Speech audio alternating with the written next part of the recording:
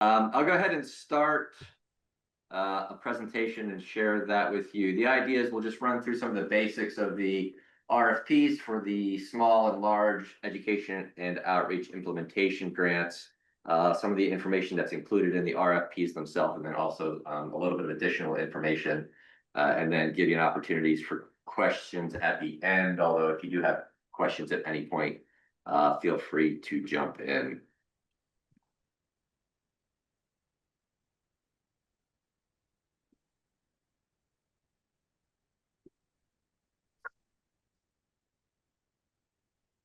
Sure.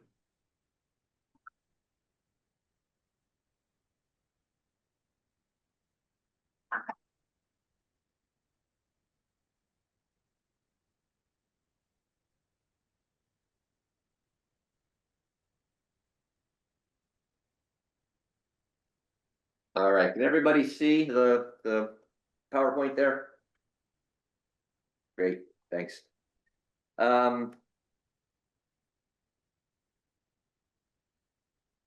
Sorry, hold on while I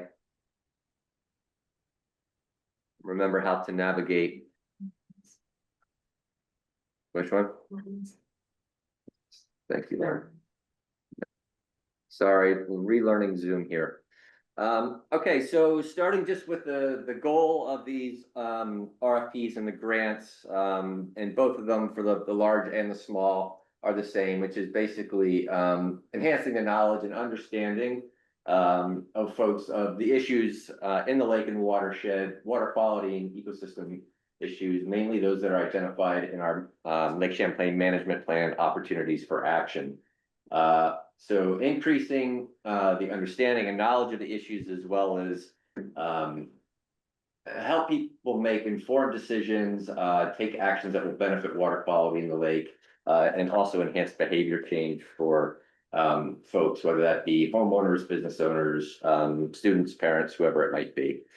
So those are the overall goal for both grant programs.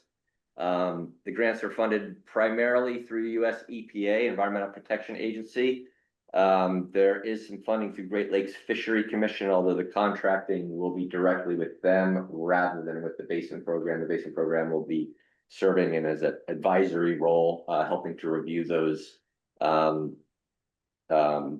grant work plans when we get to the contracting phase. But that comes a little bit after the proposal phase. So just to give you some of the details again that are in the RFP. So there's two categories here: small and large education and outreach implementation grants. The small are for projects up to $15,000. We currently have about $180,000 available in total funding for that grant category. Whereas the large education outreach is $15,000 to $50,000, with a total of about $400,000 available for those projects. The small grants, one proposal per eligible organization is allowed, whereas for the large education and outreach grants, two proposals are allowed.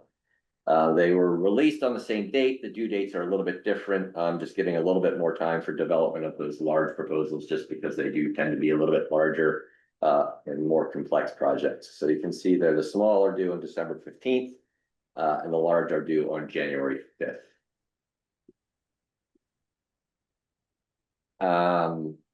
In terms of submitting proposals, we are using an online grant management and RFP system called Found It. All of that is entered through an interface on the website.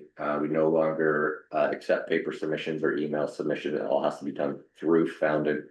There are resources that are linked to in the RFP for tutorials for using Found It, as well as some contact information for Carrie Crowning Shield, who is our office manager here, who can help assist with that process. Anybody who has a grant from us currently, the grant has to be in good standing, meaning quarterly reports are up to date. Deliverables have been provided for those tasks for which bills have been paid. Just to give you a little sense of the process for how the proposals are reviewed. So staff does not review these proposals. Depending on the grant category, LCBP staff will lead the review, but the folks who are actually evaluating proposals and ranking them are external folks who have some familiarity with outreach work, education, and communications, but they're not staff. The reviewers are confidential. They are, not known to anybody. So the way the process works is they receive all the proposals, they go through them individually, score them based on the criteria in each of the RFPs and rank them, and then all of the reviewers come together for a meeting to sort of compare notes, go through each of the proposals, and talk through them together, and then help to establish sort of a final ranking based on that interaction and feedback they're getting from their peer reviewers. It's a process we use. We've used it for a long time, at least my 15 years here at the Basin program, and it seems to work pretty well. And then, their evaluation and their ranking and scoring is based on those criteria in each of the RFPs. And we'll talk about those a little bit here in a minute. They're very similar for both the small and the large, but those are the things that really determine sort of their scoring and their ranking, and then the ultimate funding decisions. So looking at those criteria, like I said, they're very similar for both the small and the large. There are a lot of words here on the screen. I hate to put this many words on a screen in a presentation, but it felt like it was probably useful. This is all in the RFP itself, but just to walk through it here with you all. So the most significant criterion is the impact, obviously. The extent to which the project will inform and educate the public about some of these issues, and or encourage behavior change or appropriate water quality friendly actions. That's worth 40 points out of 100. Likelihood of success, the extent to which the objectives and the tasks within the proposal are well defined and support the goals and the concept, the project concept, and also the extent to which they're feasible within the proposed schedule. Organizational capacity, which is another 20 points. The knowledge and experience and ability of the folks working on the project or the organization submitting the proposal. Familiarity with issues related to the lake and capacity of the applicant to successfully complete the project. The budget is also worth 10 points, and the budget meaning the appropriateness and clarity of the task-based budget, and I'll explain that a little bit more here in a minute. But the clarity of the budget and the budget justification relative to the scope of the full project. Again, non-federal match is not required, but it is viewed favorably during the review process, and we'll talk a little bit more about that a little bit too as we get further in and look at some of the sort of tips and guidelines. That last one is a new criterion for us this year, starting to look at evaluating the effectiveness of some of the outreach and education programs we're doing. So 10 points for the extent to which the project includes evaluation reporting on the success of the work included in the grants. And Ali will talk a little bit more about that also in a few minutes, just to provide a little bit more guidance on that. So that was for the small implementation grants. And just to give you a sense of what these might look like and try to give you a sense of the scope of the small versus the large grants, because obviously we're two very different amounts of money. And that's the main difference between the two, I think, is the complexity and the scope of the project. How much is put into it, the type of deliverables that come out of it. So a couple examples of these small projects: the All-Stable Freshwater Center for nearly $15,000. You can see there's a series of outings led by, I believe it's the staff at All-Stable Freshwater Center, and then some of their partners who are experts in different things, whether that's wildlife or herpetology or some naturalist sort of component. But they, I think, did a half dozen, maybe 7 or 8 outings over the course of the summer where they brought members of the public out and did sort of a field naturalist program. So great program. It's really successful for them every year. It's tends to be, a little bit on the smaller side. There's not curriculum development or anything like that associated with it, but a good program. The Lake Champlain Committee a couple years ago received an award to help promote the Don't Pee in Your Lawn campaign. Just as a little bit of backstory, the Don't Pee in Your Lawn campaign was something started by a group of partners about 15 years ago to reduce the use of phosphorus fertilizers on lawns in the basin. And so the Lake Champlain Committee picked that up a couple of years ago to refresh some of the outreach materials. So the grant went towards paying for outreach collateral, things like rack cards, brochures and flyers, paid for some development and writing of press releases, and those types of outreach materials. So moving on to the large grants, the evaluation criteria there, again, are very similar to the small exception of that last one there, but starting from the top, again, impact is 40 points, likelihood of success is 20 points, organizational capacity of the project team, again, that knowledge and experience and familiarity with the issues. For the large, that's bumped down to 15 points to make room for that last one there. Budget, again, 10 points, evaluating success, again, 10 points.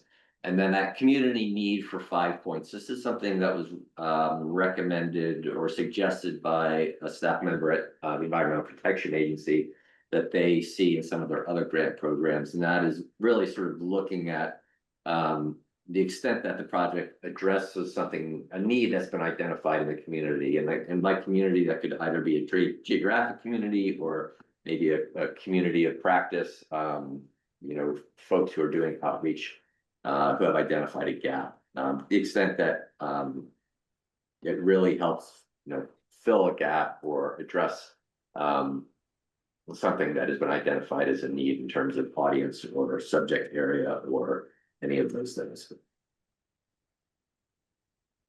And then just a couple of the large, projects that we funded recently, Lake Champlain Maritime Museum received a grant to develop and do education around a gymnasium-sized floor map of the Lake Champlain Basin. And so this involved the development of curriculum around it. It involved doing workshops. I think they did 3 or 4 workshops with teachers to help guide them through the process or different ways of using the map. It also included, I think, 10 or 12 actual school visits. So it was a little bit larger project, more sophisticated, developing materials, presenting those materials, as well as instructing others how to use the materials. And so it was a successful project. And I'll also point out that actually both of the ones you see here, they followed up in subsequent years for small E&O grants. Once these materials were developed, they then got small E&O grants to help deliver them on a yearly basis that didn't require quite as much money to develop the programs. So the second one there is the St. Albans Museum. That was a fairly significant effort that involved, I don't know how many different partners, 5 or 6 or 7 different partners. It was, I think, developing some curriculum materials and then doing, I think it was between 6 and 8 half days with different schools, presenting education materials to the students in each of those schools. So it was a little bit of a larger lift, bigger time commitment, more effort, more deliverables. So hopefully that gives you a little bit of a sense, and happy to answer any more questions as we go forward in distinguishing between those 2 grant categories and what maybe the difference in the funding levels might mean.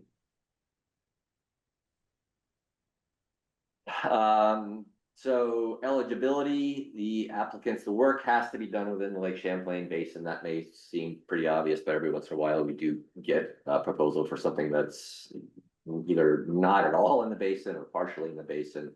The applicant can be outside of the basin, but the work has to be done within the basin. Eligible applicants are generally nonprofit type organizations, colleges and universities, actual watershed organizations, conservation organizations, the soil and water and natural resource conservation districts. The municipal agencies, K-12 schools are another one. excuse me, that we often get applications from. And organizations can apply for both categories. And again, it was one proposal for the small E&O grants and up to 2 proposals for the large E&O grants. I have a question. Sure. Lake Champlain Basin Program. Sorry, Hello? who had a question? Go ahead, Jude.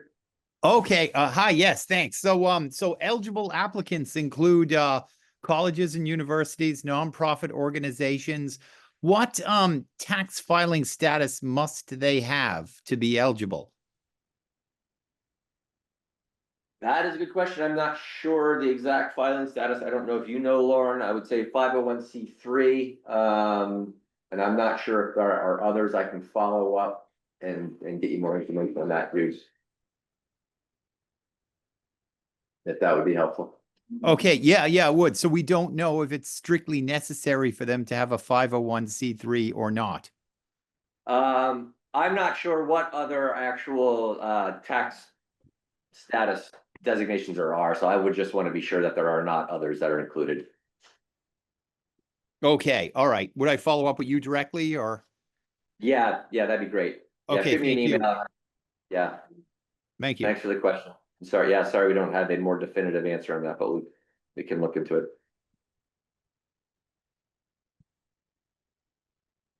All right, so just to give you a sense of some of the requirements once a grant has been awarded, this could play into the proposal development only in that the proposal often goes into the work plan. The information you supply in the proposal gets incorporated into a work plan once a contract has been awarded. And so as part of that contract requirement, there are quarterly reports required throughout the life of the grant, providing obviously the recent status of the tasks and the work being done. Those quarterly reports do need to be up to date in order to invoice for the tasks. At the end of the project, a final report is necessary before being able to submit the final invoice to close out the project. And that third bullet there under reporting. So our budgets are task-based, meaning a task has to be fully complete before being able to bill for it.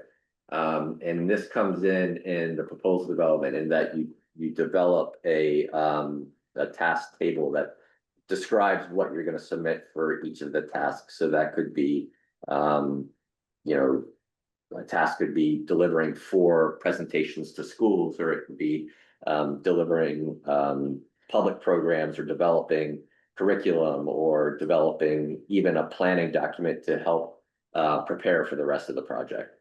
And for all of these different things, whether it's quarterly report, final report, we do provide templates, to help make it easier to complete those. Tangible deliverables, the tasks do require that you submit some physical or electronic product to us to be able to invoice for it. So in other words, there might be presentations that, the task might be presenting to schools. The deliverable could be something like the actual presentation, whether that's a PowerPoint, or it could be a list of participants who have joined in a particular program, but some physical thing that will be provided. And that's also part of the task table that you develop as part of the proposal. The metrics are also a requirement from the contracting, and these are things that provide us information that we use to report back to EPA about tracking the reach or the success of the project. So things like the number of participants in a program, or the number of presentations delivered to schools, those kinds of things. And there is actually a list of predetermined metrics that when you're going through that process, you pick out those metrics that are most applicable to your project and include those in your work plan when we get to that point. The metrics are based on the goals within opportunities for action, which is our management plan. And you will see that one of the other things in the proposal is listing the objectives and tasks that the project addresses within the management plan. And those again are organized by the 4 goals of the management plan, which include clean water and healthy ecosystems. Most of them will be within the informed and involved public category, or goal within OFA, just because that's where most of the education and outreach and communication work falls under. And those are, again, developed more as you get into the work plan development and the contracting process.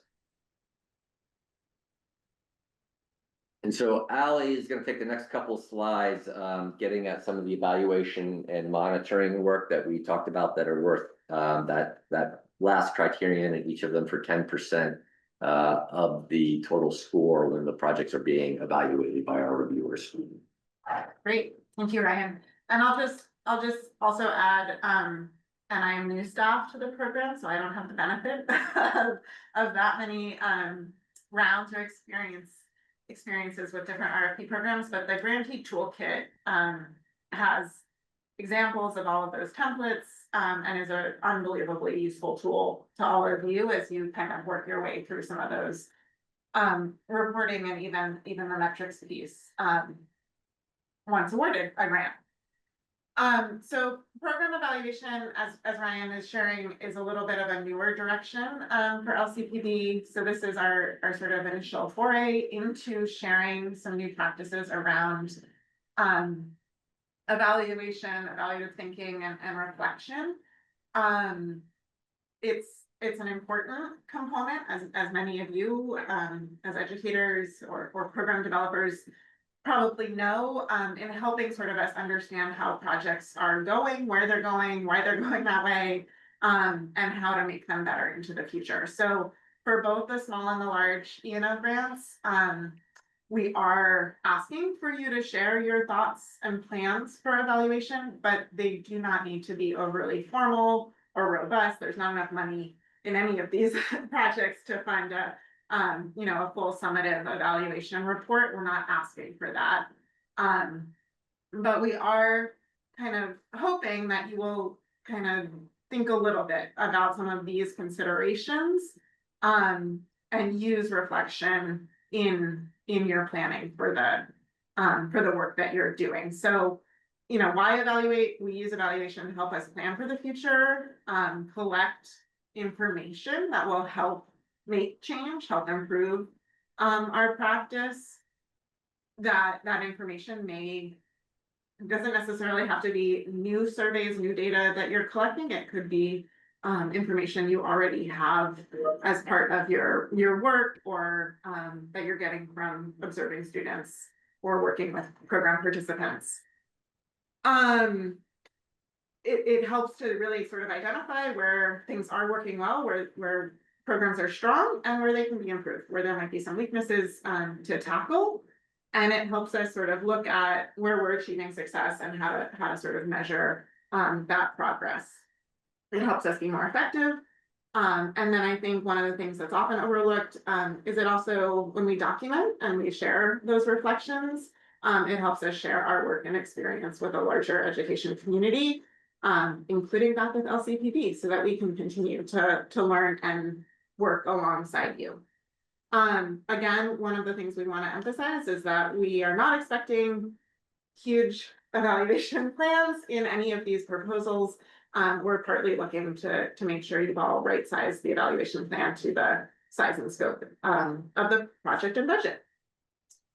So the next slide just shares a little bit of some of the core components of a complete evaluation cycle.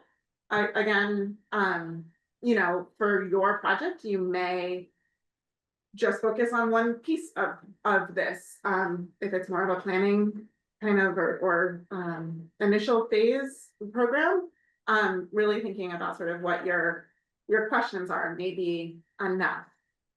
But I think it's important to sort of think about ways that you can continue to use this cycle to plan and build on your work into the future. So that may come from establishing a bit of an evaluation plan, again, right-sized to the size of the project, stating your questions or your objectives clearly in there, what are you wondering about? What will help you kind of build on a more successful education experience for participants? And then identify where you might be getting that information from and how you'll investigate your question. Create some tools, prototype using those tools, make sure they're working the way you think they are, and then reflect and document the lessons learned, the findings, share those out, and then make a plan for how you can improve the program by incorporating some of those findings into your practice. Good, thanks, Ally. Again, looking forward to the actual contracting and grant management. Part of this is after, of course, grants are awarded, to give you a sense of what to be looking at that point, and then also how the proposals you submit will work into that contracting process. So like we talked a little bit already, a work plan is required, and again, there is a template on our grantee toolkit page, which you see the URL for that there at the bottom. And again, a lot of the content and components of the proposal get flowed into the work plan that's developed to execute the contract.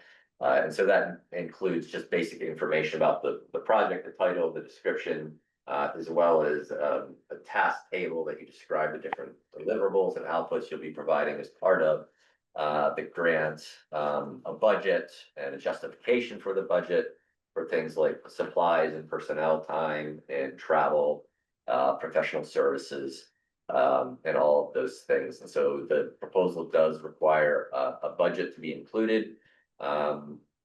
There's a budget calculator spreadsheet that is on that grantee toolkit that can be really helpful in developing that, so that it automatically does calculations for things like indirect and fringe and all those things. It just helps the process a little bit with the math and making sure that's accurate. Another thing to point out, think about, this is probably going to be more relevant to those larger grants, but any supplies or professional services that are part of the grant, professional services meaning if you need to subcontract to somebody else for who knows what, educational curriculum development or video or something like that. At any rate, if it's greater than $10,000, you are required to go through a procurement process that requires you to get 3 bids for that. So just something to be aware of as you're developing the proposal and possibly ultimately the work plan. Similarly, any of the tasks within the budget for which there is more than $1,000 for supplies or professional services for just that task will require receipts for all of those things. Something to keep in mind again as you're developing budgets. And again, just to point out, the grantee toolkit on our website is really helpful. There's a lot of information there, but there are links to the templates for all of these things, including the work plan and the quarterly report and the final report. And again, that budget calculator spreadsheet is really helpful, I find. I will point out also the quality assurance project plans, which for 99% of our education and outreach grants, these are not necessary. This is really more for technical projects or other projects that are collecting environmental data that is used to then inform management decisions, primarily resource management, environmental management decisions. So for these education outreach projects, this generally is not relevant. But I did want to make you aware of it. Just a few things to keep in mind as you're developing proposals. I think most of these things are in the RFP, but they are sometimes overlooked, so it seems like it would be helpful to point these out.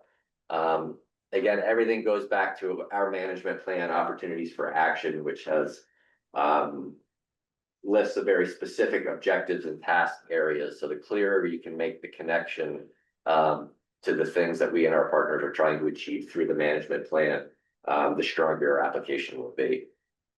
Partnerships are also viewed very favorably if you're working with other organizations or working with schools.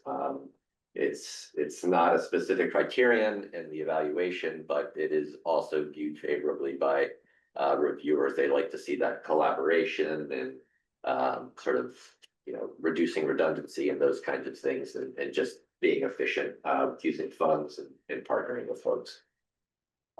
Letters of support are also not required, but they can be very helpful in showing support within your community, particularly if you are partnering with another organization. Having letter support from the folks who are going to be doing the work with you is really useful.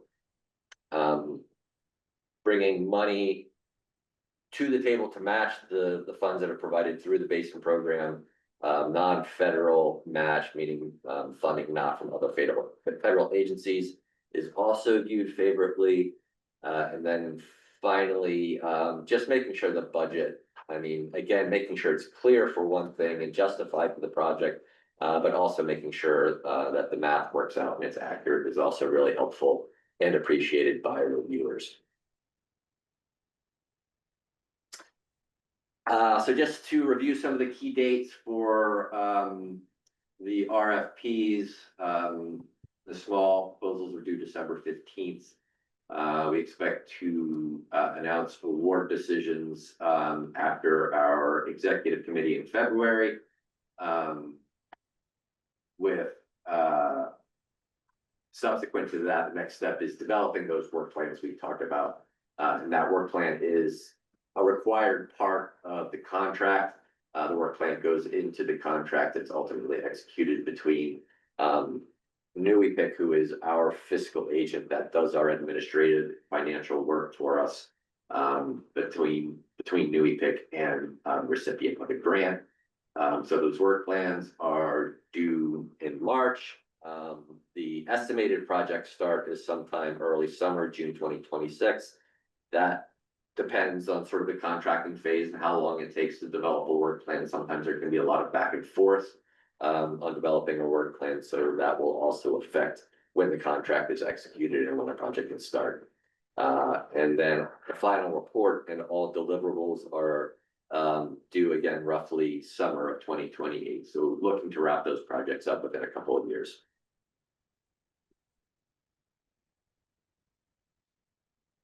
The large education and outreach grants proposals due January 5th. Award decisions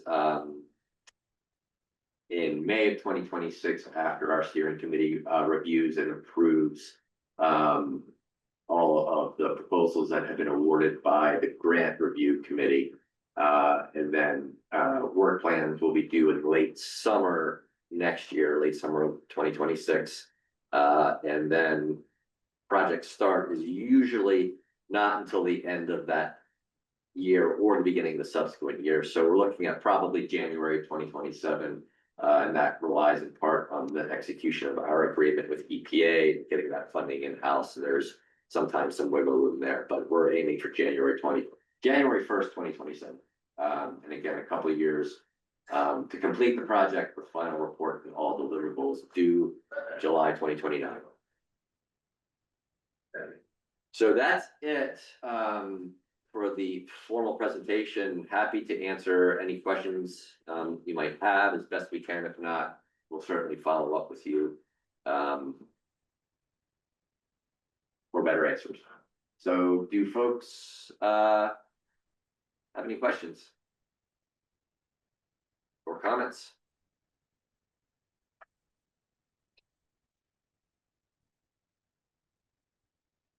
I can't think of anything. No? Okay. Well, if you do have questions, do feel free to reach out to me. My number and email are there in the RFP. I know Jude, you'll follow up to me about that question about nonprofit status. I'll look into that for you. But I'm not sure what you mean by the RFP. I'm sorry. I have R Mitchell at LCBP.org. Is that right? Yep. Awesome. Yep. Yeah. So the RFP is, what we have up on our website, that list of requirements for applying for request for proposals, which has requirements for applying, submitting the proposal, and the process and timeline, and sort of some of the requirements around that. So those are all on our website. I can put links to those in the chat if it's helpful. helpful for folks. helpful for folks. But it is also on our website. All right. Great. Thank you very much. All of you. You're welcome. Thanks, Jude. Have a good day. You too. Take care. Yeah, and I'll stay on for a few minutes if folks do have questions. Allison says, thank you, Allison. But yeah, thanks for joining us today. Appreciate your interest and engagement. Thank you. Thank you. Thank you. Take care.